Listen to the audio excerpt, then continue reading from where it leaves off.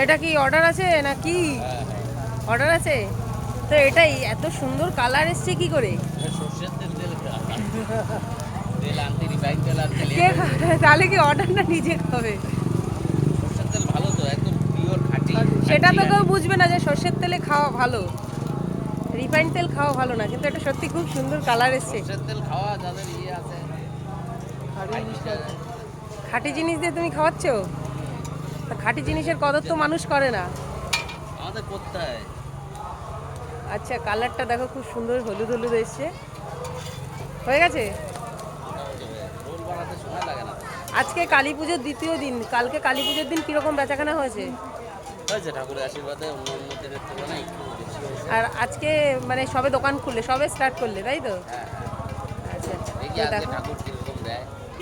সবই শ্রীকৃষ্ণের উপরে নির্ভরশীল। আচ্ছা, আর আমরা তো মানুষ, আমাদের কর্তব্য করবো, ভগবান যেমন। আচ্ছা, তো আমি এখন আছি মিষ্টিদির, এই যে মিষ্টিদির হেসেলে, হোটেল মিষ্টিদির হেসেল। তো এখানে চলে এসেছি, এই যে দাদা পরোটা ভাজছে আর এখানে মিষ্টিদি রুটি ভাজছে। তো দেখো, ভিডিওটা ভালো লাগে লাইক করুন।